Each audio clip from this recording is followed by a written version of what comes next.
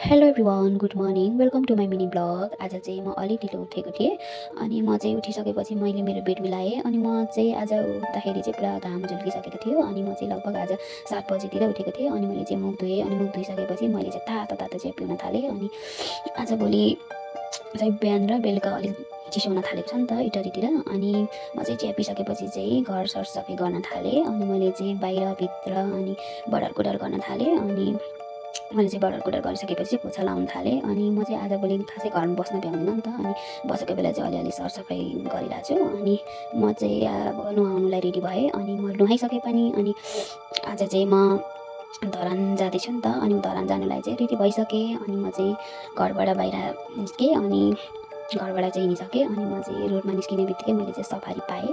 अनि सफारीमा म चाहिँ चढिसकेँ। अनि म चाहिँ सरर सफारीमा जाँदैछु। धरान स्ट्यान्ड पनि पुगिसकेँ। अनि ट्याक्कै पुग्ने बित्तिकै बस पनि रोकिरहेको थियो। अनि म चाहिँ त्यही बसमा चढेँ। अनि बसमा चाहिँ सिट नै थिएन रहेछ। अनि लास्टमा चाहिँ एउटा सिट थियो रहेछ। अनि त्यहीँ गएर बसेँ। अनि म चाहिँ सरर जाँदैछु धरानतर्फ। अनि म चाहिँ धरान जानुको मेन रिजन चाहिँ एकजना सानो बाबु बिरामी छ। अनि बाबुलाई भेट्नु प्लस अनि साथीहरूसँग नभेटेको पनि धेरै भयो नि त। त्यही भएर साथीहरूसँग भेट्ने प्लान थियो।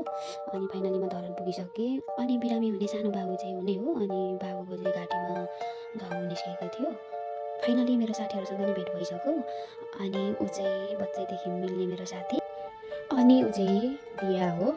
अनि हाम्रो चाहिँ भेट भइसकेपछि चाहिँ यही नजिकै घुम्न जाने प्लान गऱ्यौँ। हामी चाहिँ जाँदैछौँ घुम्नुलाई। अनि हामी चाहिँ यहाँ नजिकै पुलतिर गएको थियौँ। अनि हामी चाहिँ एकछिन टिका बनायौँ, उफ्रियौँ, नाच्यौँ, रमाइलो गऱ्यौँ।